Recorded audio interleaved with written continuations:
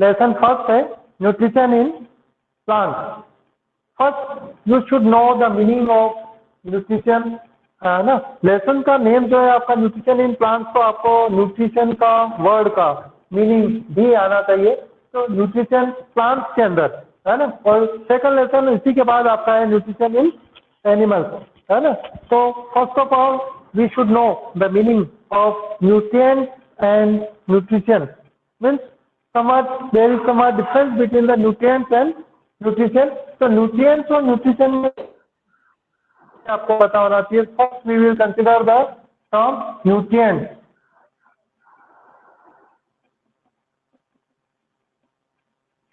What do we mean by nutrients? The substances which are necessary for the proper growth and development of the organism are called nutrients, है ना।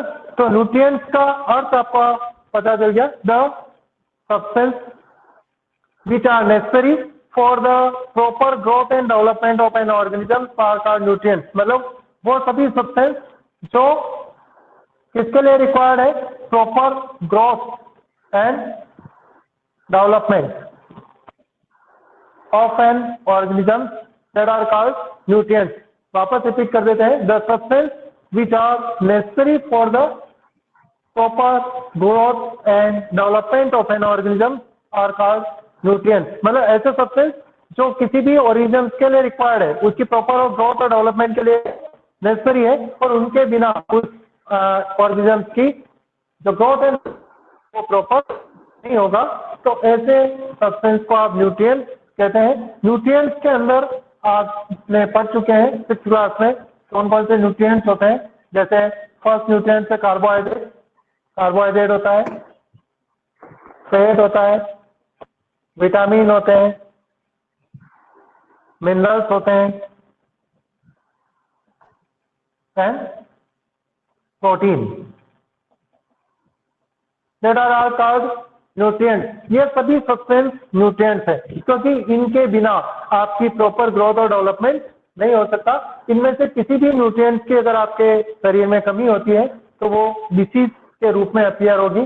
जैसे carbohydrate है, तो carbohydrate की अगर आपके कमी होगी तो आपको क्वार्टर और मारास्मस जैसी बीमारियां हो सकती है। तो फैट जो है, जो भी न्यूट्रिएंट्स अगर आपको कमी रहेगी आपकी बॉडी में, तो उसके अकॉर्डिंग आपकी बॉडी में डिसीज अपीयर हो जाएगी। तो अपने को न्यूट्रिएंट्स अनिवार्य है। फिर सेकंड टर्म जो आती है न्यूट्रिशन, जो लेसन का नाम भी है nutrition in what do we mean by the nutrition. तो सेकंड टॉपिक जो है न्यूट्रिशन क्या होता है।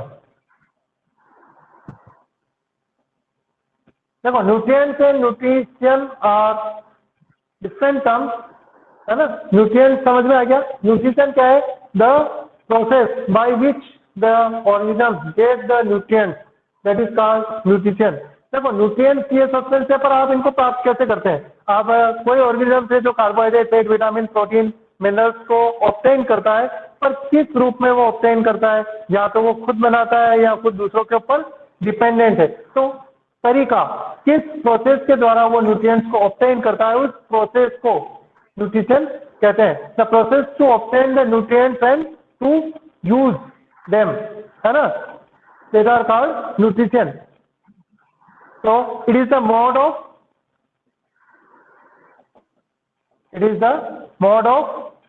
taking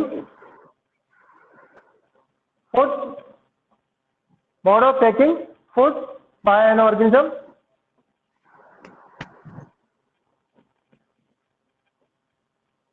organism and its utilization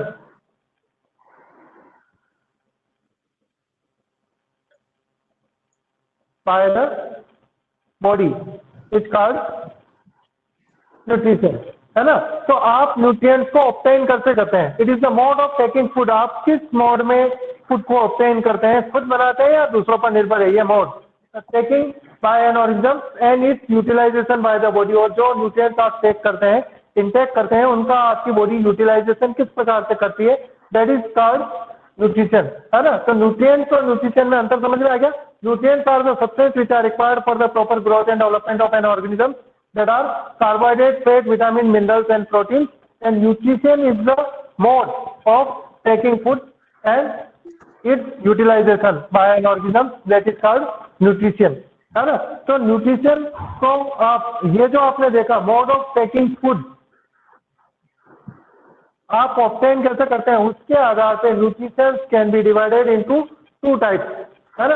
ये मोड जो है इसके कितने हो सकते हैं, दो मोड हो सकते हैं कि आप खाना जो है जो आप फूड ऑब्टेन करते हैं वो आप खुद बनाते हैं या दूसरों से ऑब्टेन करते हैं, और उसके आधार पे nutrition the mode of nutrition can be of two types. First है autotrophic mode of nutrition, autotrophic mode of nutrition. Second है हेटेरोट्रोपिक मोड ऑफ न्यूट्रिशन। दोनों मोड जो है वो डिफरेंट है, एक फर्स्ट है autotrophic mode of nutrition and the second is heterotrophic mode of nutrition.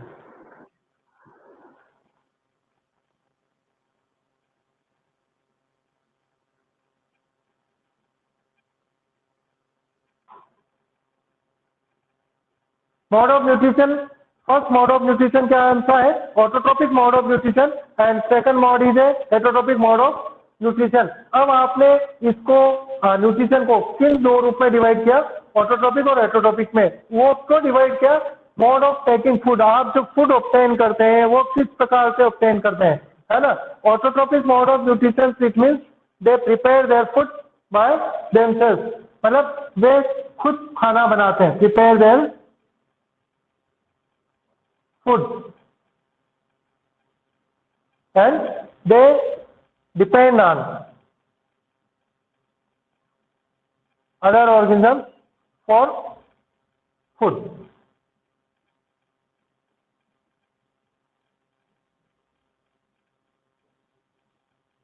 ठीक है, तो मोड ऑफ न्यूट्रिशन का मतलब समझ रहे हैं, अपने अपने आपने फूड जो ऑब्टेन किया वो कैसे किया। अगर आप खुद ही खाना बना लेते हैं then the mode of nutrition is autotrophic mode of nutrition, और अगर आप अपने खाने के लिए दूसरे ऑर्गेनिजम्स पर डिपेंडेंट है और आपका खाना दूसरे ऑर्गेनिजम्स से अगर आता है then that is called heterotrophic mode of nutrition. Autotrophic mode of nutrition में सारे प्लांट्स आते हैं, all the plants are capable of making their own food by the process of photosynthesis। तो फोटोसिंथेसिस की प्रोसेस के द्वारा सारे प्लांट्स में कैपेबिलिटी है कि वो अपना खाना खुद बना सकते हैं। It means the plants do not depend upon the other organisms for their food, वो फूड के लिए दूसरे ऑर्गेनिजम्स पर बिल्कुल निर्भर नहीं करते हैं। और हेटेरोट्रोपिक मोड ऑफ न्यूट्रिशन में सारे ऑर्गेनिजम्स अपना खाना प्लांट्स से ऑब्टेन करते हैं या अदर ऑर्गेनिजम्स से ऑब्टेन करते हैं, और वो उनके अंदर ये कैपेबिलिटी नहीं है कि वो अपना खाना खुद बना सके। और इनके अंदर ह्यूमन बींग्स भी आते हैं, है ना। ह्यूमन बींग्स आर हेटेरोट्रोपिक, है ना। अपन जो ह्यूमन्स है वो completely depend on the plant for their food, plant और एनिमल। जैसे आपने पढ़ा 6th क्लास में the source of food is either plant और animal. It means we will obtain all the food materials either from plant or animal। It means we are completely dependent on the plants and animals for our food। So the nutrition in human beings is heterotropic mode of nutrition, and the plants are completely independent and they can prepare their food by themselves। So they have autotropic mode of nutrition, है ना। तो उनके अंदर जो mode of nutrition है वो क्या है, ऑटोट्रोपिक है, और इसके अंदर जो मोड है ह्यूमन बींग्स में वो हेटेरोट्रोपिक मोड ऑफ न्यूट्रिशन से। तो ये दोनों मोड इसके आधार पर है कि आपने फूड को ऑब्टेन किस प्रकार से किया है, खुद आपने बनाया है या आपने दूसरों से निर्भर है या दूसरों से प्राप्त किया है, उसके आधार से। तो मोड ऑफ न्यूट्रिशन समझ में आ गया। Mode of nutrition means the types of nutrition and the types of nutrition is heterotrophic and autotrophic. जो प्लांट्स होते हैं the organisms which show autotrophic mode of nutrition are called autotrophs, that are called autotrophs। Autotrophs क्या होते हैं, the organisms which show autotrophic mode of nutrition are called autotrophs, और इनके अंदर सभी प्लांट्स आते हैं, है ना। तो सभी प्लांट्स ऑटोट्रोप्स हैं। तो ऑटोट्रोपिक मोड ऑफ न्यूट्रिशन का मोड ऑफ न्यूट्रिशन जो है वो ऑटोट्रोपिक मोड ऑफ न्यूट्रिशन है, एंड जो प्लांट्स है जो अपना खाना स्वयं बनाते हैं, दे आर कॉल्ड ऑटोट्रोप, उनको अपन ऑटोट्रोप कहते हैं। Similarly the mode of nutrition is heterotrophic mode of nutrition and the animals which show heterotrophic mode of nutrition are called heterotroph. उनको आप क्या कहेंगे? हेटरोट्रोप कहेंगे, है ना। तो the animals which show autotrophic mode of nutrition are called autotroph and the animals या organisms which show heterotrophic mode of nutrition are called heterotroph, है ना। तो जो autotrophic mode of nutrition show करते हैं वो ऑटोट्रोप, जो heterotrophic mode of nutrition show करते हैं वो हेटरोट्रोप कहलाते हैं। एग्जाम्पल अपने बता दिया, ऑटोट्रोपिक मोड ऑफ न्यूट्रिशन में सारे प्लांट्स आएंगे और हेटरोट्रोपिक मोड ऑफ न्यूट्रिशन में आप जितने भी एनिमल्स आसपास जानते हैं there are all comes in heterotrophic mode of nutrition. For example dog है ना, कैट है, काऊ है, बफेलो है, ह्यूमन बींग्स है, there are all heterotroph and they are dependent for their food on the plants और animals. ठीक है, तो ये आपका टॉपिक कंप्लीट हो गया, mode of nutrition. We the term दोनों के बीच में आपको फर्क भी समझ में आ गया कि न्यूट्रिएंट्स क्या होता है और न्यूट्रिशन क्या होता है। एक minute,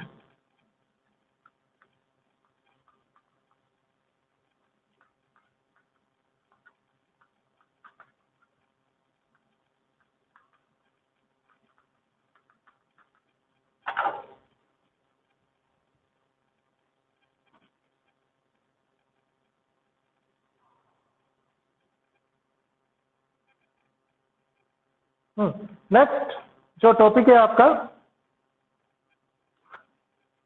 that is photosynthesis.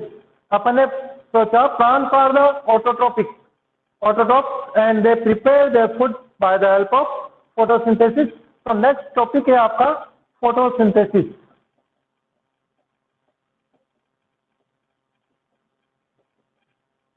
Photosynthesis is the process by which the plants prepare their own food with the help of simple raw materials।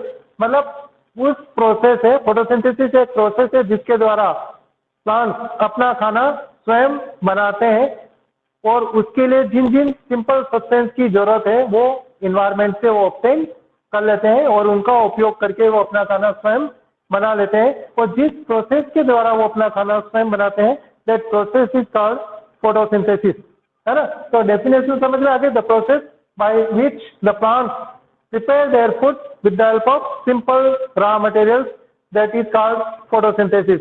ठीक है, तो फोटोसिंथेसिस में कौन कौन से रॉ मटेरियल्स जो है वो यूज होते हैं वो भी आपको पता होना चाहिए, है ना। फोटोसिंथेसिस की केमिकल इक्वेशन भी आपको पता होनी चाहिए। तो फोटोसिंथेसिस की डेफिनेशन समझ में आ गई। अब आपको इसको केमिकल इक्वेशन ले लेते हैं हम। It means the equation that is involved in the process of photosynthesis is 6CO2 plus 6H2O in the presence of sunlight and chlorophyll. The plants will prepare their food in the form of carbohydrates and oxygen. The raw product is carbohydrate, है ना। यहाँ पे आपको formula याद है तो अच्छी बात है। कार्बोहाइड्रेट का फॉर्मूला होता है C6H12O6 और ये बनाएगा 6O2 दैट इज ऑक्सीजन, है ना। ये केमिकल इक्वेशन है। The equation which is involved in the photosynthesis is 6CO2 combines with 6H2O in the presence of sunlight and chlorophyll to give carbohydrate. The formula of carbohydrate is C6H12O6, इसको आप glucose भी कह सकते हैं, and oxygen 6O2। ठीक है, CO2 का carbon dioxide, CO2 means carbon dioxide, H2O means water. तो आप ऐसे भी दे सकते हैं carbon dioxide plus water in the presence of sunlight and chlorophyll gives carbohydrate plus oxygen. ऐसा भी आप दे सकते हैं।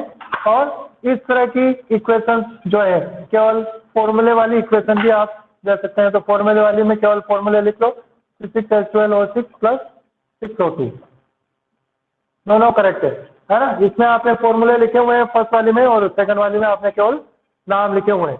6CO2 plus 6H2O in the presence of sunlight and chlorophyll gives 6H12O6 plus 6O2। अगर नेम्स में जाएंगे तो carbon dioxide combines with water in the presence of sunlight and chlorophyll to give carbohydrate and oxygen and the process is called photosynthesis. ये photosynthesis है। अब देखो, जो raw materials needed है, दैट आर,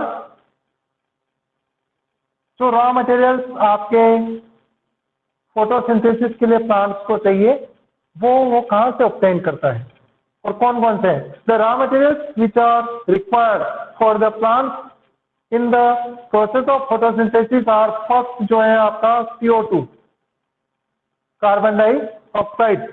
अब वो कहां से प्राप्त करता है? That means CO2 is obtain from atmosphere. कहां से ऑब्टेन होती है?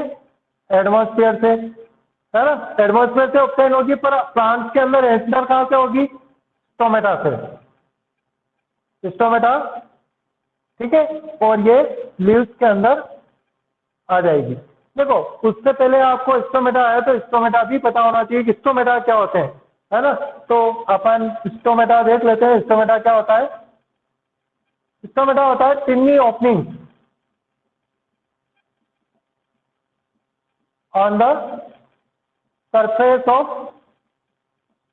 leaves, है ना। Tinni opening on the surface of the leaves. Leaves की जो सरफेस होती है, जैसे अगर आप ये लीव्स मानते हैं तो इसकी जो आउटर सरफेस है, अप सरफेस और डाउन सरफेस, दोनों ही सरफेस पे छोटी छोटी ओपनिंग्स होती है, और उन टिन्नी ओपनिंग्स को स्टोमेटा कहते हैं। और उन जो स्टोमेटा है वो दो गार्ड सेल से गार्डेड होते हैं। ऐसा एक स्टोमेटा ये इस प्रकार से है, तो दूसरा स्टोमेटा की ये एक और गार्ड सेल्स होती है, that are called guard cells. इनको आप गार्ड सेल्स कहते हैं। और ये जो बीच की ओपनिंग है, इसको अपन स्टोमेटा कहते हैं, ठीक है ना। तो the stomata is guarded by the two guard cells. Stomata के दोनों तरफ जो गार्ड सेल्स होती है जो उसको कवर करती है, और इन स्टोमेटा की गार्ड सेल्स का ये फंक्शन है कि वो स्टोमेटा को ओपन भी कर सकती है और स्टोमेटा को क्लोज भी कर सकती है ना। तो गार्ड सेल कभी स्टोमेटा को ओपन कर देती है और कभी स्टोमेटा को क्लोज कर देती है, और ये ओपनिंग को क्लोज या ओपन करने का काम आपकी गार्ड सेल करती है। और इस प्रकार के जो टिन्नी ओपनिंग्स होती है उनको अपन स्टोमेटा कहते हैं। तो यहाँ पे CO2 एटमॉस्फेयर से स्टोमेटा के द्वारा, स्टोमेटा समझ में आ गया, टिन्नी ओपनिंग से, तो इन टिन्नी ओपनिंग्स के द्वारा कहाँ एंटर हो जाएगी? लीव्स में। मतलब CO2 कहाँ आ गई आपके पास? लीव्स के पास CO2 आ चुकी है। नेक्स्ट जो सब्सटेंस चाहिए उसको क्या चाहिए? वाटर। वाटर कहाँ होता है? सोइल के अंदर, ठीक है। तो सोइल के अंदर उस वाटर को लाएगा कौन? रूट। और रूट उसको वाटर को जाइलम के द्वारा कंडक्ट करते हुए कहाँ ले जाएगी? लीव्स में, ठीक है। अब सब चीजें लीव्स में लाने की जरूरत क्यों है? क्योंकि the photosynthesis is get completed in the leaves. जो फोटोसिंथेसिस होती है वो कंप्लीट कहाँ होती है? लीव्स में कंप्लीट होती है। तो फोटोसिंथेसिस के लिए जितने भी रिक्वायर्ड सब्सटेंस है वो भी कहाँ आने चाहिए? लीव्स में आने चाहिए, क्योंकि फोटोसिंथेसिस होती कहाँ है? लीव्स में। तो लीव्स के अंदर सारे सब्सटेंस आ जाने चाहिए। तो CO2 समझ में आ गया, आपके लीव्स में आ गया। H2O भी इस प्रोसेस के द्वारा कहाँ आ गया? लीव्स में आ गया।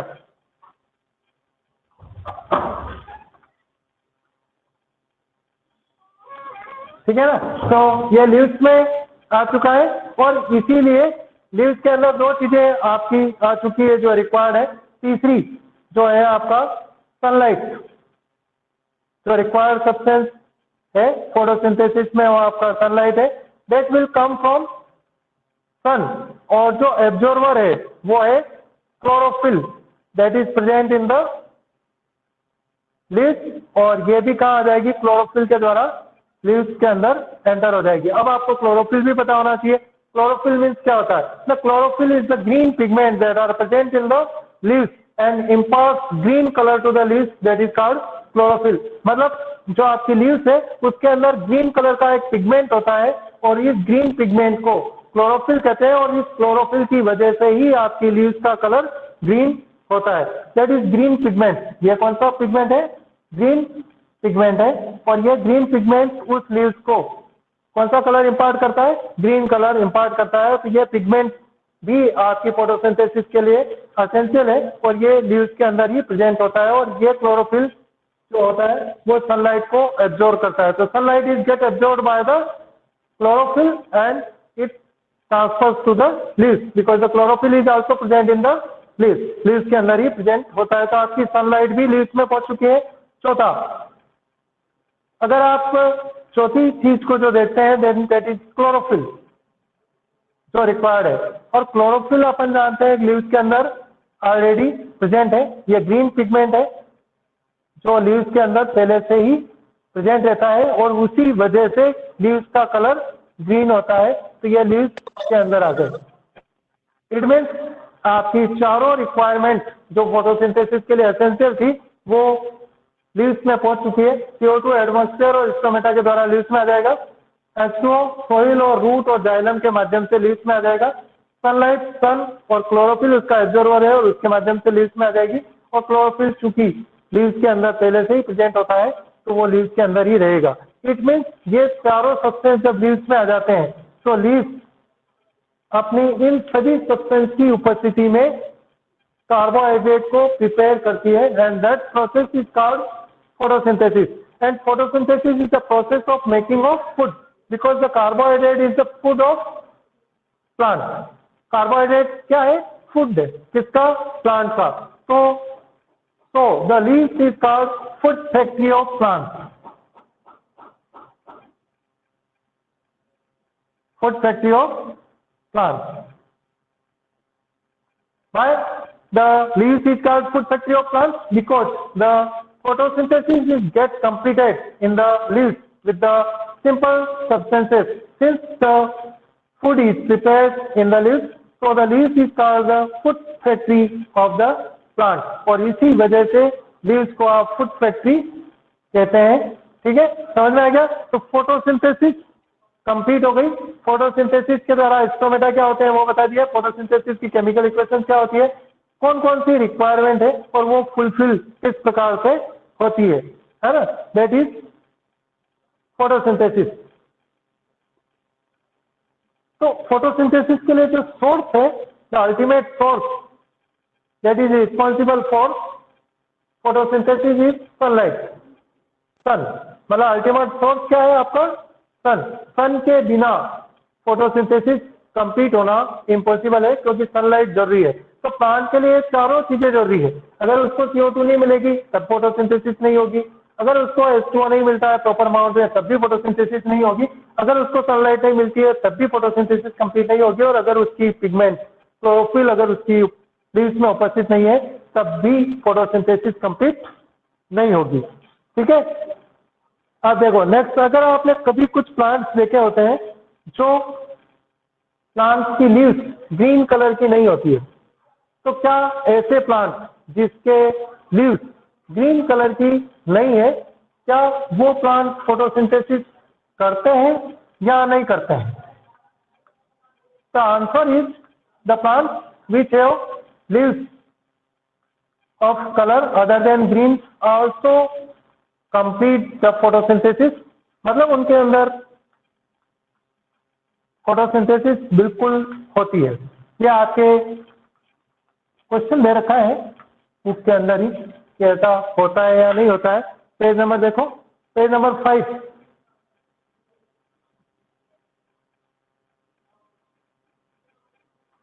Page number third page number पे देखो। Boojho has observed some plants with deep red, violet और brown leaves. He wants to know whether these leaves also carry out photosynthesis or not।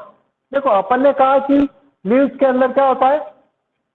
Chlorophyll होता है और उसी के कारण वजह से वो क्या होती है? ग्रीन कलर की होती है। पर अगर लीव्स का कलर रेड है ना, वायलेट है या ब्राउन है और कोई सा कलर है, तो ये जो लीव्स है वो फोटोसिंथेसिस करती है या नहीं करती है? तो answer is they show photosynthesis. ये लीव्स भी फोटोसिंथेसिस शो करती है। अब आप ये पूछेंगे कि जब इसके अंदर ग्रीन कलर पिगमेंट ही नहीं है तो ये कैसे शो करती है? तो उसका आंसर ये है कि इनके अंदर क्लोरोफिल तो है, बिल्कुल प्रेजेंट है। In this leaves have chlorophyll in it, पर जो अबंडेंट होता है वो अपीयर होता है ना? तो क्लोरोफिल की अमाउंट इन लीव्स में कम है, और दूसरे जो पिगमेंट है, जो रेड कलर के पिगमेंट है, वायलेट कलर के पिगमेंट है या ब्राउन कलर के पिगमेंट है ना? देखो कलर पिगमेंट की वजह से होता है। तो ग्रीन कलर का पिगमेंट जो क्लोरोफिल है उसकी वजह से ग्रीन कलर है, और इनके जो पिगमेंट है उनकी वजह से रेड, वायलेट या ब्राउन कलर है। तो इन पिगमेंट्स का अमाउंट इस ग्रीन कलर के पिगमेंट से ज्यादा होने की वजह से ये डोमिनेंट है, और डोमिनेंट होने की वजह से आपको लीव्स है वो रेड, वायलेट या ब्राउन कलर की दिखती है। पर इसका मतलब ये नहीं है कि उसके अंदर क्लोरोफिल नहीं है। उसके अंदर, लीव्स के अंदर क्लोरोफिल बिल्कुल प्रेजेंट है, पर डोमिनेंट ये है, और डोमिनेंट ये होने की वजह से आपको दिखती है वो लीव्स रेड, ब्राउन या वायलेट कलर की है।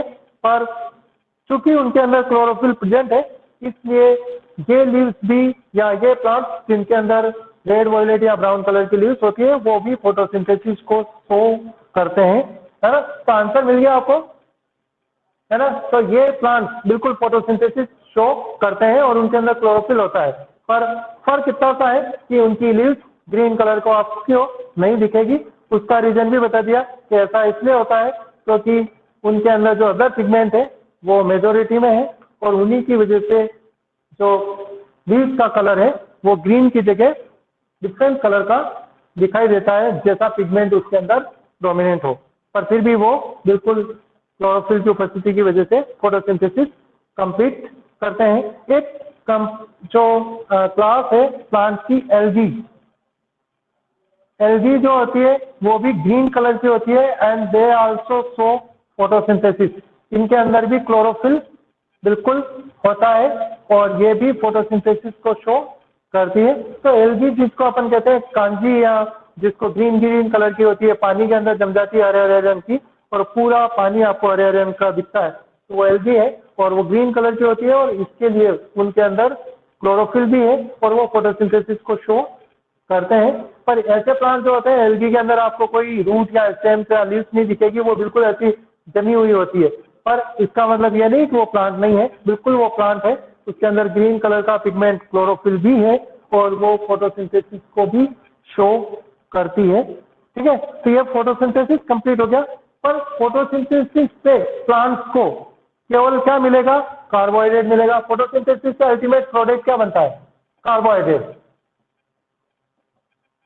कार्बोहाइड्रेट बनता है, तो फूड तो बन गया, उनको कार्बोहाइड्रेट मिल गया। पर अपन जानते हैं कि आपने न्यूट्रिएंट्स में अभी पढ़ा कि all the organisms, other it is a plant और animal, it needs fat, vitamin, protein, minerals and carbohydrate for the proper growth and development.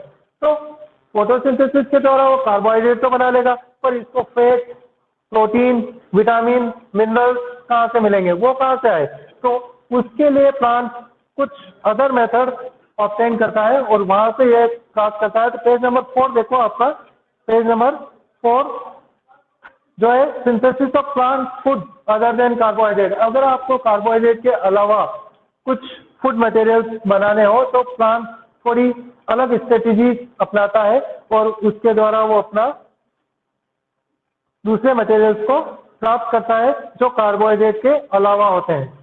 ठीक है ना? तो कार्बोहाइड्रेट के अलावा कौन कौन सी चीजें होती है? जैसे देखो, कार्बोहाइड्रेट जो होता है वो कार्बन और हाइड्रोजन का बना होता है। किसका बना होता है? कार्बन और हाइड्रोजन का। इसके अंदर, कार्बोहाइड्रेट के अंदर कार्बन और हाइड्रोजन होते हैं। पर प्रोटीन और फैट जो होते हैं उसके अंदर कार्बन, हाइड्रोजन और नाइट्रोजन तीनों होती है। कार्बन भी, हाइड्रोजन भी होता है और नाइट्रोजन भी होता है ना? तो प्रोटीन है जैसे, तो प्रोटीन अगर उसको बनाना है तो उसके लिए क्या क्या चाहिए? एक तो कार्बन चाहिए, दूसरा हाइड्रोजन चाहिए और तीसरा नाइट्रोजन चाहिए।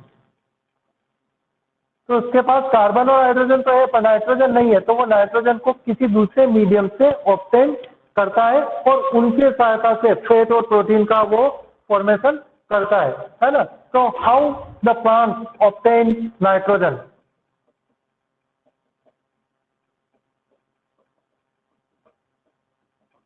वो नाइट्रोजन को ऑब्टेन कैसे करते हैं, कहाँ से ऑब्टेन करते हैं, है ना।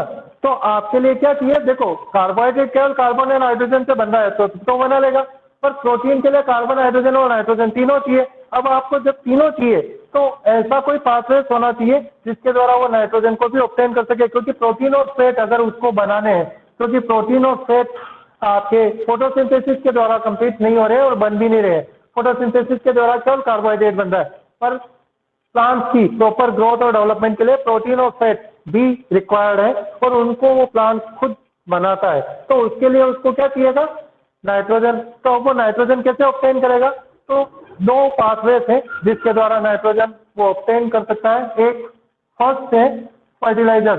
देखो ह्यूमन बींग जब प्लांट्स को उगाता है या ग्रो करता है तो वो फर्टिलाइजर या मैन्यूर जो होते हैं वो उसको प्रोवाइड करवाता है और इनके अंदर नाइट्रोजन होती है। तो नाइट्रोजन को वो नाइट्रेट NO2 माइनस और NO3 माइनस के रूप में प्लस वाटर के साथ अपटेक कर लेता है सोइल से। कहाँ से अपटेक करेगा, सोइल में। तो आप फर्टिलाइजर और मैन्यूर देंगे कहाँ, सोइल में। सोइल में ये फर्टिलाइजर NO2 और NO3 माइनस के रूप में प्रेजेंट होता है और ये H2O के साथ सोल्यूबल होकर पानी के साथ रूट के द्वारा अपटेक कर लिए जाते हैं और प्लांट्स के अंदर पहुंच जाते हैं और वहां पे प्लांट इनकी नाइट्रोजन की सहायता से प्रोटीन और फैट का सिंथेसिस वो खुद ही करता है। एक अदर मेथड और हो सकती है, उसमें प्लांट्स क्या करते हैं, कुछ प्लांट्स के अंदर नाइट्रोजन फिक्सेशन बैक्टीरिया होते हैं। Nitrogen fixing bacteria are present in the plants that are called rhizobium. उनको अपन क्या उनका नाम देते हैं, उस बैक्टीरिया का क्या नाम है, राइजोबियम। राइजोबियम की एक कैपेबिलिटी है को एटमॉस्फेरिक नाइट्रोजन को नाइट्रेट और नाइट्राइट में कन्वर्ट कर सकता है और उसको कन्वर्ट करने के बाद ये नाइट्रोजन प्लांट के अंदर अपटेक हो जाएगी। तो राइजोबियम क्या करता है, एटमॉस्फेरिक नाइट्रोजन जो होती है उस नाइट्रोजन को नाइट्रेट और नाइट्राइट में कन्वर्ट कर देता है और ये नाइट्रेट और नाइट्राइट सिमिलरली H2O के साथ सोल्यूबल होकर रूट के द्वारा प्लांट्स में अपटेक हो जाती है और वहां पे प्लांट उनकी सहायता से प्रोटीन और फैट का सिंथेसिस कर लेता है ना। इसके अलावा जो नाइट्रोजन फिक्सेशन है वो जो नेचुरल आर्टिफिशियल फिक्सेशन की है, कुछ साइनोबैक्टीरिया होते हैं, है ना, और कुछ लाइटनिंग जो होती है ना, अपन जब बरसात होती है तो लाइटनिंग के द्वारा भी नाइट्रोजन फिक्सेशन हो सकता है और कुछ अदर बैक्टीरिया भी है वो भी नाइट्रोजन फिक्सेशन करते हैं और इनकी वजह से वो नाइट्रोजन को ऑब्टेन कर लेते हैं। तो इस प्रकार से प्लांट फोटोसिंथेसिस के द्वारा कार्बोहाइड्रेट को ऑब्टेन कर लेता है और इन प्रोसेस के द्वारा नाइट्रोजन को ऑब्टेन करके अपनी बॉडी में प्रोटीन और फैट और मिनरल्स और वाटर जो होते हैं वो मिनरल्स जो होंगे वो वाटर के साथ अपटेक होते हैं। तो इस तरह से वो सारे न्यूट्रिएंट्स को ऑब्टेन कर लेता है और अपनी ग्रोथ और डेवलपमेंट को मेंटेन रखता है। ठीक है, तो आज ऑटोट्रोपिक मोड ऑफ न्यूट्रिशन पूरा कंप्लीट हो चुका है। कल की क्लास में सेप्रोट्रोपिक मोड ऑफ न्यूट्रिशन को हेटरोट्रोपिक मोड ऑफ न्यूट्रिशन को अपन कंप्लीट कर लेंगे।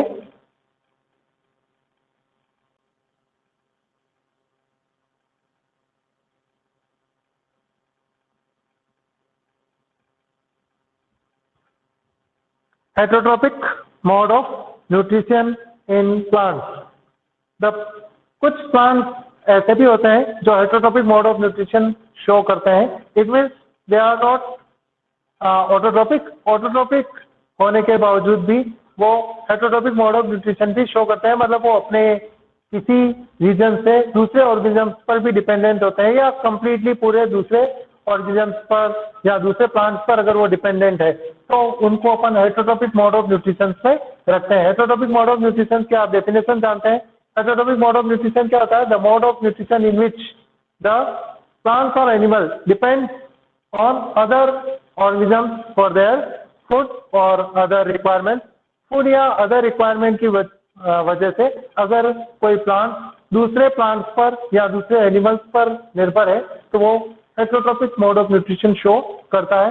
तो सभी प्लांट्स ऑटोट्रोपिक नहीं होते हैं, कुछ प्लांट्स हेटरोट्रोपिक भी होते हैं और वो heterotrophic mode of nutrition show करते हैं। तो हेटेरोट्रॉपिक मोड ऑफ न्यूट्रिशन कौन कौन से प्लांट शो करते हैं और उनके अंदर कैटेगरीज कौन कौन सी होती है वो भी अपने को पता होना चाहिए। तो फर्स्ट जो टाइप है that show the heterotrophic mode of nutrition, वो टाइप है parasite, parasitic mode of nutrition. First mode of nutrition जो है वो कौन सा है? Parasitic mode of nutrition, parasitic mode of nutrition. ठीक है, पैरासिटिक मोड ऑफ न्यूट्रिशन में क्या होता है? The mode of nutrition in which organism obtain their food या obtain for their food from other organism. या अपन चूंकि प्लांट का पढ़ रहे हैं तो अपन ऐसा लिख सकते हैं parasitic mode of nutrition, the mode of nutrition in which a plants get their food from other plants, that is called parasitic mode of nutrition. है ना, एक बार और सुन लो, parasitic mode of nutrition means the mode of nutrition in which a plant get their food from other plant. है ना, ये फोटोसिंथेसिस नहीं करते हैं। पैरासिटिक प्लांट जो होते हैं that is they do not show photosynthesis, वो फोटोसिंथेसिस बिल्कुल नहीं करते हैं और अपनी पूरी खाने की वजह से, खाने के लिए वो पूरी तरह से दूसरे प्लांट्स के ऊपर डिपेंड्स होते हैं। तो ऐसा पैरासिटिक मोड ऑफ न्यूट्रिशन जो शो करते हैं ऐसे प्लांट्स को अपन पैरासाइट प्लांट कहते हैं, that are called parasite. Parasite plant होते हैं और जिनके ऊपर वो रहते हैं दैट आर कॉल्ड होस्ट। तो किसके ऊपर रहेंगे? ये होस्ट के ऊपर रहेंगे। Host are the plants which provide nutrition to the parasitic plant. Parasite plant जो होता है उसको ये न्यूट्रिएंट प्रोवाइड करता है। कौन प्रोवाइड करता है? होस्ट। तो होस्ट को सदैव लॉस होता है और इसको सदैव प्रॉफिट होता है ना। तो पैरासाइट जो होते हैं वो कहाँ से ऑब्टेन करते हैं अपना फूड? होस्ट से। Host are the plants on which this parasite lives and they obtain their food from this host plant। है ना, तो ये पैरासाइटिक प्लांट जो होते हैं वो अपना पूरा खाना इन होस्ट प्लांट से ऑब्टेन करते हैं। तो होस्ट को सदैव लॉस होगा और पैरासाइट को सदैव प्रॉफिट होगा। एग्जाम्पल जो है वो एग्जाम्पल आप बता सकते हैं। तो एग्जाम्पल कौन सा है? कसकुटा पैरासाइटिक प्लांट है कसकुटा। तो कसकुटा या अमरबेल दोनों कहते हैं इसको, अमरबेल भी कहते हैं और कसकुटा भी कहते हैं। है ना, तो अमरबेल और कसकुटा इज द एग्जाम्पल।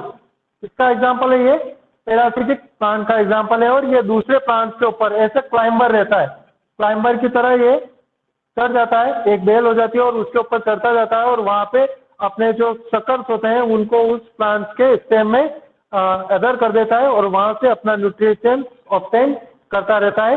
और इसकी ना तो रूट्स होगी, कुछ नहीं होगा, केवल उस प्लांट के ऊपर चलता रहेगा क्योंकि इसको रूट की कोई जरूरत नहीं है, लीव्स की कोई जरूरत नहीं है क्योंकि ये फोटोसिंथेसिस शो नहीं करेगा और अपना जो फूड है वो पूरी तरह से होस्ट प्लांट से ऑब्टेन करेगा। है ना, तो इस प्रकार के मोड ऑफ न्यूट्रिशन को अपन क्या कहते हैं? पैरासिटिक मोड ऑफ न्यूट्रिशन, जिसमें पैरासिटिक प्लांट होता है और वो होस्ट प्लांट से अपने सारे रिक्वायरमेंट्स को पूरी करता है ना। तो कंप्लीटली वो होस्ट प्लांट पर डिपेंडेंट होता है। एग्जांपल आपका जिसको कसकुटा भी कहते हैं, ये क्लाइमेट और प्लांट के ऊपर रहता है और अपना सारा फूड और दूसरी रिक्वायरमेंट होस्ट प्लांट से पूरी करता है। नेक्स्ट जो न्यूट्रिशन होता है वो है इंसेक्टिवोरस प्लांट्स में शो होता है ना। तो हेटेरोट्रॉपिक मोड ऑफ न्यूट्रिशन जो होता है वो इंसेक्टिवोरस प्लांट्स भी शो करते हैं। इंसेक्टिवोरस प्लांट कौन से? The plants which eat insects. है ना, तो ये क्या करता है? ईट करता है किनको? इंसेक्ट्स को।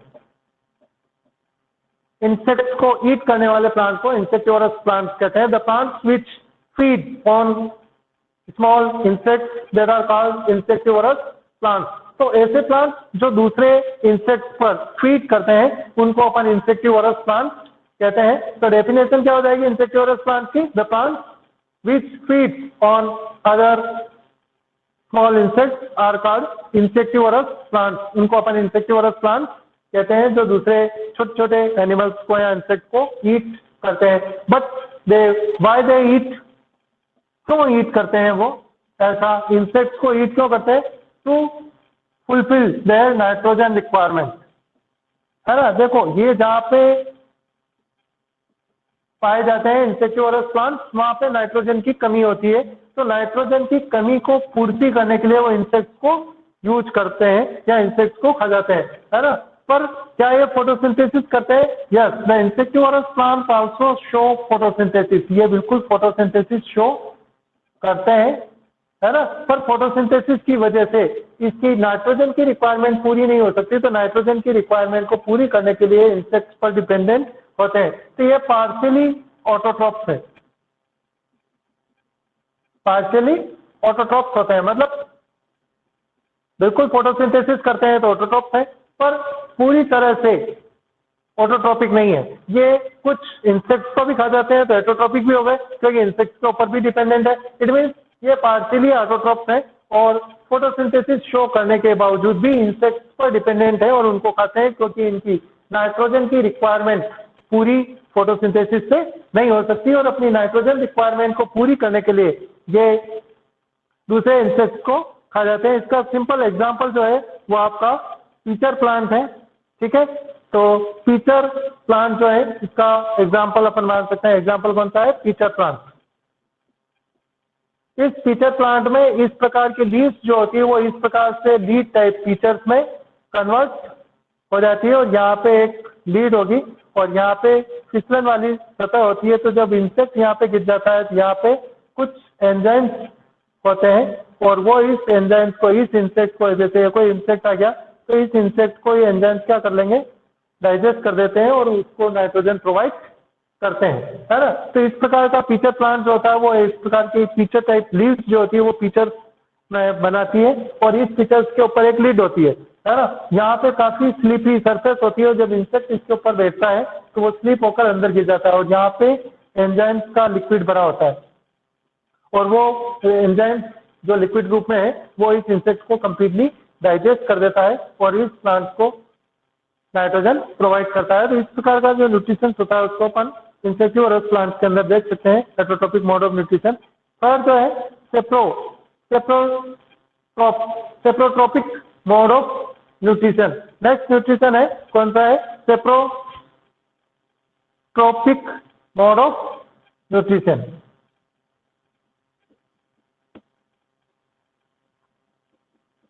Saprotrophic mode of nutrition, and the animals are called saprotrophs. The mode of nutrition in which the animals obtain their food from the dead and decaying animals, that is called saprotrophic mode of nutrition. एक बार और सुन लो, the mode of nutrition ये भी heterotrophic mode of nutrition की type की है, पर इसके अंदर क्या होगा? The mode of nutrition in which the plants obtain their food from the dead and decaying matters. So dead and decaying matters से obtain करते हैं, then that is called saprotrophic mode of nutrition, and the plants which show saprotrophic mode of nutrition are called saprotrophs. It means ये कहाँ से obtain करते हैं? वो अपना food dead and decaying matters से, dead and decaying matters. They obtain their food from dead and decaying matters that are called saprotrophs, and the mode of nutrition is called saprotrophic mode of nutrition, है ना। तो saprotrophic mode of nutrition समझ में आ गया? कुछ plant ऐसे हैं जो सड़े गले पदार्थों से अपना खाना प्राप्त कर लेते हैं और ऑटोट्रोपिक मोड ऑफ न्यूट्रिशन को बिल्कुल शो नहीं करते हैं, तो ऐसा mode of nutrition saprotrophic mode of nutrition कहलाता है। और ऐसे प्लांट्स जो अपना खाना सड़े गले पदार्थों से प्राप्त करते हैं, दैट आर कॉल्ड सेप्रोट्रोप्स, उनको अपन सेप्रोट्रोप्स कहते हैं। तो वो सेप्रोट्रोप्स है, और बाकी के जो मोड ऑफ न्यूट्रिशन है वो आपका सेप्रोट्रोपिक मोड ऑफ न्यूट्रिशन है, और ये अपना डेड एंड डिकेइंग मैटर से फूड को ऑब्टेन करते हैं। एग्जाम्पल जो है इसके अंदर आप फंगस को ले सकते हैं, फंगी जो होती है, फंगस जैसे मशरूम है ना, एस्परजिलस है, ये जो होती है फंगस बिल्कुल सेप्रोट्रोपिक मोड ऑफ न्यूट्रिशन शो करती है, और ये बिल्कुल भी फोटोसिंथेसिस शो नहीं करती है, फोटोसिंथेसिस होती ही नहीं है इन जगह, है ना। तो ये क्या करते हैं? अपना पूरा का पूरा खाना डेड और डिकेइंग मैटर से ऑब्टेन कर लेते हैं, और इसलिए इनके अंदर सेप्रोट्रोपिक मोड ऑफ न्यूट्रिशन पाया जाता है। ठीक है, कुछ क्वेश्चंस आपको दे रखे हैं जैसे बूझो के टाइप में। पहली वांट्स टू, पेज नंबर 5 देखो बुक का। पहली wants to know whether mosquitoes, bed bugs, flies and leeches that sucks our blood are also parasites. तो yes, they are all parasites. वो सभी पैरासाइट है क्योंकि वो अपना खाना अपनी बॉडी से प्राप्त करते हैं। नेक्स्ट देखो Boojho. Boojho is confuse. If the pitcher plant is green and carries out photosynthesis then why does it feed on insects? तो उसका रीजन तुमको बता दिया मैंने। फोटोसिंथेसिस बिल्कुल वो करता है, पर फिर भी इंसेक्ट को फीड करने का कारण यह है क्योंकि उसके अंदर नाइट्रोजन की कमी रहती है। जिस इन्वायरमेंट में पीटर प्लांट पाया जाता है वहां पे नाइट्रोजन की कमी होती है और उस नाइट्रोजन की कमी को पूरी करने के लिए वो इंसेक्ट को फीड करता है ताकि वहां से वो नाइट्रोजन को प्राप्त कर सके। अगला देखो, Boojho wants to know, page number 6। Bujo wants to know how these organisms acquire nutrients. They do not have mouth like animals do. They are not green plant as they lack chlorophyll and cannot make food by photosynthesis. ये किसके बारे में बात कर रहे हैं? Fungi के बारे में बात कर रहे हैं। ये ग्रीन कलर के भी नहीं होते हैं, इनके पास क्लोरोफिल भी नहीं है, माउथ भी नहीं है ना, किसी इंसेक्ट को भी नहीं खाते हैं। तो ये अपना न्यूट्रिएंट्स कहाँ से ऑब्टेन करते हैं, न्यूट्रिशन किस प्रकार से ऑब्टेन करते हैं? तो उसका आंसर है दे show saprotrophic mode of nutrition. It means they obtain their food from dead and decaying matters and they are called saprotroph। और एग्जाम्पल इसका फंगी है। इसके अंदर क्लोरोफिल बिल्कुल नहीं होता है, क्लोरोफिल होता ही नहीं है और इसीलिए इनका ग्रीन कलर भी नहीं होता है। ये लगभग ब्राउन कलर के और ऐसे कलर के होते हैं और क्लोरोफिल बिल्कुल इनके प्रेजेंट नहीं होता है। तो ये आपका सेप्रोट्रोपिक मोड ऑफ न्यूट्रिशन हो गया।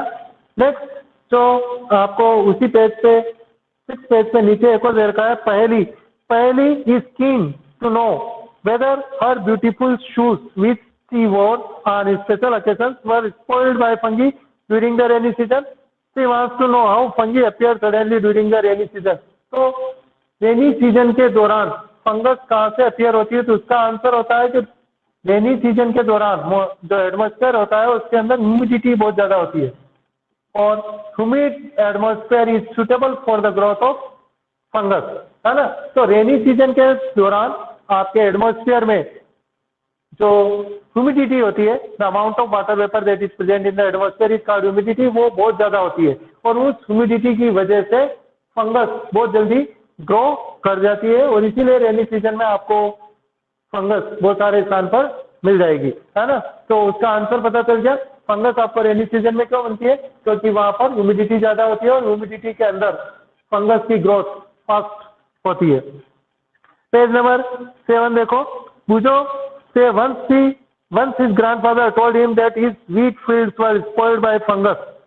He wants to know if fungus cause disease also. बिल्कुल, फंगस जो होते हैं वो बहुत सारी डिसीज आपकी बॉडी में करती है। स्किन डिसीज जो भी होती है जैसे एक्जिमा और ये जहाँ पे खुजली होती है, इरिटेशन होती है, that are all caused by the fungus. वो सभी फंगस के द्वारा होती है। इसका मतलब ये नहीं फंगस सदैव हार्मफुल होती है। उसी के नीचे देखो उन्होंने वापस लिखा भी एक फंगस हेल्पफुल भी होती है। पहले told him that the many fungi like yeast and mushrooms are useful. इसका यूज जो है वो अपन फर्मेंटेशन में करते हैं। इसी तरह से मशरूम जो होती है वेजिटेबल के रूप में उपयोग लाई जाती है। तो फंगस यूजफुल भी है पर डिसीज भी करती है। But some fungi cause diseases in plants, पर कुछ फंगस जो होती है वो प्लांट्स में डिसीज भी करती है ना, including human. Some fungi are also used as medicine. कुछ फंगस जो होते हैं वो मेडिसिन बनाने के अंदर भी यूज आती है। तो ये आपका थर्ड न्यूट्रिशन हो गया। नेक्स्ट न्यूट्रिशन है सिम्बायोसिस, जो जिस का रिलेशनशिप होती है वो सिम्बायोसिस है। तो सिम्बायोसिस भी आपको पता होना चाहिए। What do you mean by symbiosis?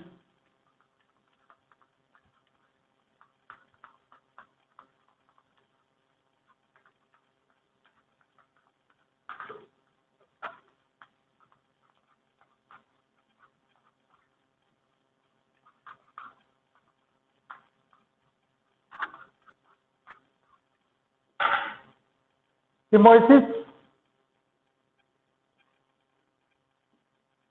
Next topic है सिम्बायोसिस।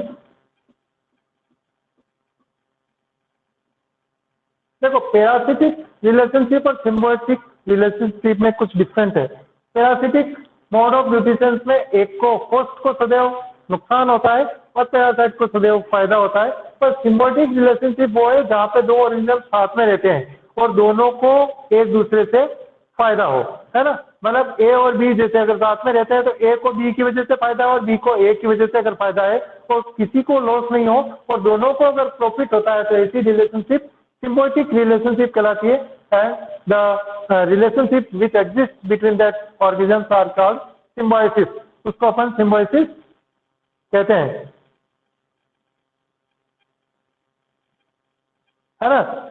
इसकी डेफिनेशन है, ये क्या करते हैं, फूड और शेल्टर को एक दूसरे से शेयर करते हैं। ये इसको फूड देगा, ये इसको शेल्टर देगा या कुछ अदर न्यूट्रिएंट्स। तो किसी की वजह से अगर दो ऑर्गेनिज्म कंबाइन रहते हैं साथ में और दोनों को एक दूसरे से प्रॉफिट होता है तो ऐसी रिलेशनशिप अपन सिम्बायोटिक रिलेशनशिप कहलाती है जहाँ पे दोनों ऑर्गेनिजम्स को फायदा होगा। ये कुछ चीज इसको देगा और ये कुछ चीज इसको देगा। जैसे ए और बी अगर दो ऑर्गेनिजम्स है, ए बी को अगर फूड प्रोवाइड कर रहा है तो बी अगर इसको शेल्टर प्रोवाइड करता है तो then they are interdependent on each other and A is giving food to B and B is giving shelter to A, है ना। इट मीन्स दो they both require each other for their survival और दोनों को फायदा है, loss किसी को नहीं है। तो इस प्रकार की रिलेशनशिप सिम्बायोटिक रिलेशनशिप कहलाती है। The best example for the symbiosis is lichens. Lichens इसका एग्जांपल है जहां पर एग्जांपल है रिलेशनशिप का एल बिल्कुल कंबाइंड स्टेट में साथ में रहती है और ये एक सिम्बायोटिक रिलेशनशिप का परफेक्ट उदाहरण है, एग्जांपल है, ठीक है। अब इसके अंदर आपको ये पता होना चाहिए कि एल्गी फंगी को क्या प्रोवाइड करती है और फंगस एल्गी को क्या प्रोवाइड करती है। तो एल्गी ग्रीन कलर की होती है और ग्रीन कलर की वजह से ये फोटोसिंथेसिस कर सकती है और अगर ये फोटोसिंथेसिस करती है तो ये क्या बनाएगी, फूड जो ये फंगस को दे देती है। फंगस के पास क्या होता है, फंगस के पास रूट है, नीचे रहती है और ये सोइल से वाटर को और न्यूट्रिएंट्स को एब्जॉर्ब कर सकती है। तो वाटर और न्यूट्रिएंट्स अगर ये एब्जॉर्ब करती है तो ये वाटर और न्यूट्रिएंट्स जो होते हैं वो किसको दे सकती है, ये एल्गी को। तो वाटर और न्यूट्रिएंट्स जो होते हैं वो कहाँ से ट्रांसफर हो जाएंगे, एल्गी के पास ट्रांसफर हो जाएंगे। जो फूड एल्गी ने बनाया वो कहाँ ट्रांसफर हो जाएगा, फंगी के पास। It means they are interdependent on each other for their food and other water and nutrients requirement. तो एल्गी ग्रीन कलर की होती है तो फूड बनाती है, वो अपना फूड फंगस को दे देती है। फंगी नीचे रहती है और ये जमीन से सोइल से वाटर और न्यूट्रिएंट्स को एब्जॉर्ब करती है और वो उसको एल्गी को दे देती है। तो खाना फंगस को खुद नहीं बना सकती है क्योंकि ये ग्रीन कलर की नहीं होती है, फंगस ग्रीन कलर की नहीं होती है और इसके अंदर क्लोरोफिल भी नहीं है तो ये फोटोसिंथेसिस शो नहीं कर सकती है और इसके अंदर कोई फोटोसिंथेसिस नहीं होती है। अब ये फोटोसिंथेसिस नहीं होती है तो ये जनरली एसोसिएशन के साथ रहती है एल्गी के साथ ताकि इसका सर्वाइवल पॉसिबल हो सके और ये रिलेशनशिप सिम्बायोटिक रिलेशनशिप कहलाती है और इसको अपन सिम्बायोसिस कहते हैं। नेक्स्ट टॉपिक है how nutrients are replenished in the soil. तो हेटेरोट्रॉपिक मोड ऑफ न्यूट्रिशन खत्म हो गया। कितने प्रकार का heterotrophic mode of nutrition plants में हो सकता है जो अपन ने देख लिया, है ना, वो सारे हैं। उन सभी को आपको पैरासिटिक हो सकता है, पैरासिटिक के बाद इंसेक्टिवरस प्लांट हो सकता है, इंसेक्टिक वायरस के बाद हेटेरोट्रॉपिक मोड ऑफ न्यूट्रिशन हो सकता है और एक लास्ट ये जो सिम्बायोटिक रिलेशनशिप के अंदर भी प्लांट हो सकते हैं। तो ये आपका हेटेरोट्रॉपिक मोड ऑफ न्यूट्रिशन खत्म हो गया प्लांट के अंदर। एक लास्ट टॉपिक इसके अंदर बचता है how nutrients are replenished in the soil. Nutrients replenished, nutrients replenished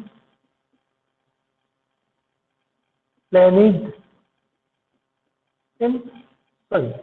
soil के अंदर न्यूट्रिएंट्स का रिप्लेनिशमेंट किस प्रकार से होता है, मतलब रिप्लेनिश्ड का मतलब ये होता है कि सोइल के अंदर जैसे ये प्लांट है और अगर ये प्लांट ग्रो करता है, ठीक है ना, तो इसकी ये रूट से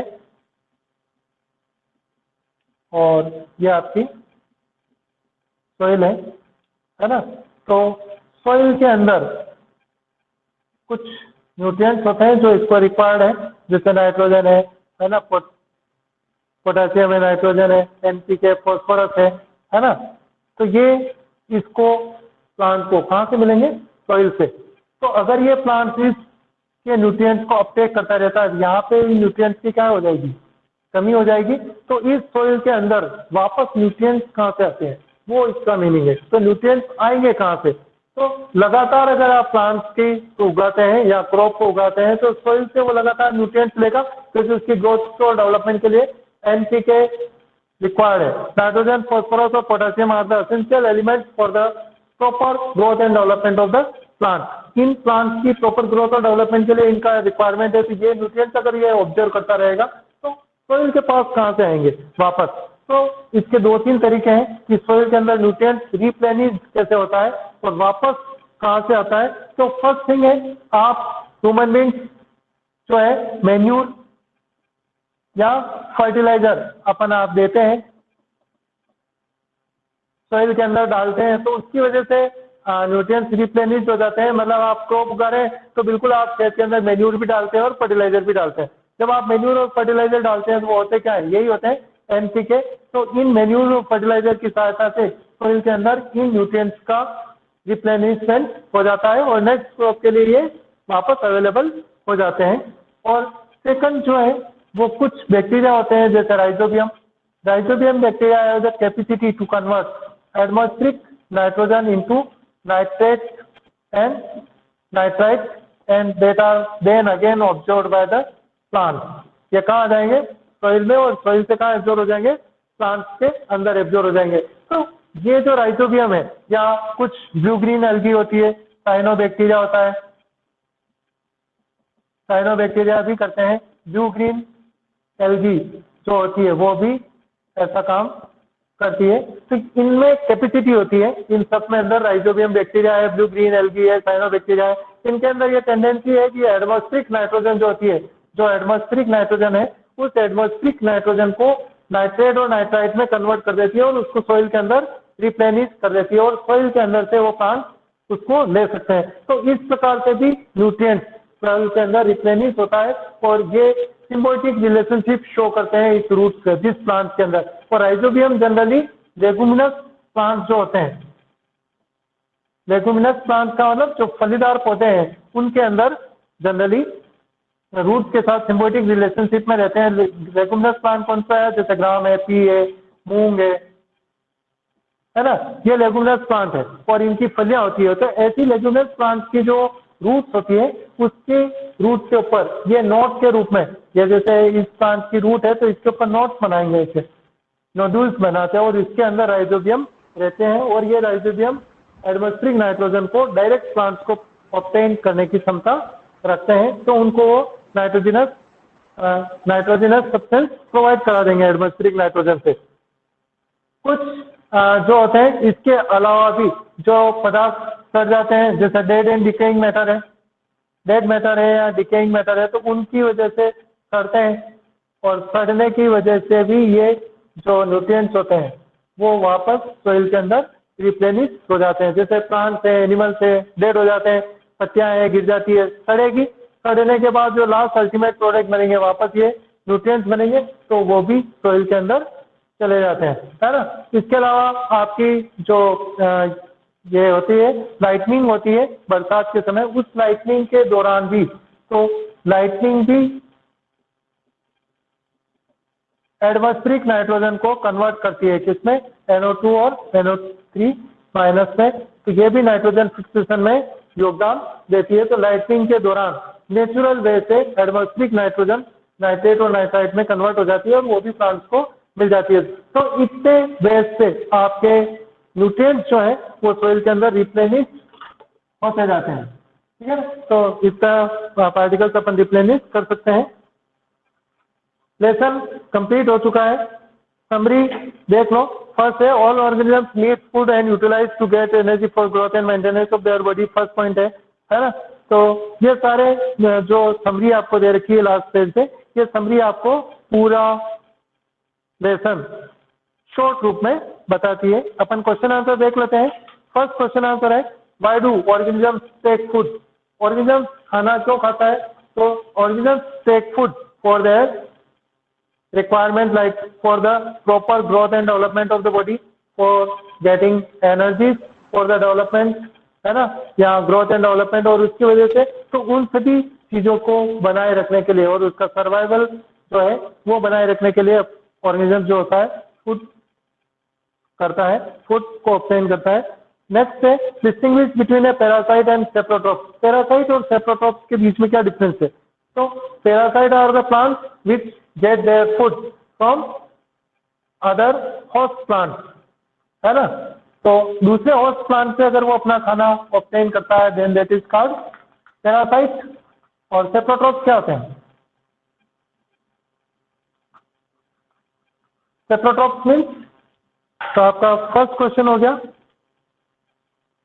सेकंड क्वेश्चन है तो parasite will get their food from the other host plants and saprotrophs get their food from dead and decaying matters. In parasitic mode of nutrition host are always harm, या host को सदैव harm होता है, और parasite will always be in useful and beneficial position, while in saprotrophic mode of nutrition no one is in harm position, कोई भी harm position में नहीं है और दोनों बेनिफिशियल होते हैं। तो इस प्रकार, और तीसरा रीजन आप इसमें डिफरेंस एग्जाम्पल लिख सकते हैं। Example of parasite is cuscuta and saprotrophic mode of nutrition is shown by fungus. How would you test the presence of starch in leaves? तो तीसरा जो क्वेश्चन है टेस्ट है स्टार्च का। तो स्टार्च के साथ आयोडीन जो होता है वो कौन सा कलर देता है? ब्लू ब्लैक कलर देता है। तो ये एक टेस्ट है जो आप कर सकते हैं, ब्लू ब्लैक कलर। तो अगर ब्लू ब्लैक कलर आ जाता है तो then the starch is present, और अगर ब्लू ब्लैक कलर नहीं आता है तो स्टार्च एब्सेंट है। तो ये टेस्ट है जो अपन कर सकते हैं। फोर्थ है give a brief description of the process of synthesis of food in green plant. तो आपको किसकी डिस्क्रिप्शन देनी है? फोर्थ में फोटोसिंथेसिस की, जिसके बारे में अपन पढ़ चुके हैं लेसन के दौरान।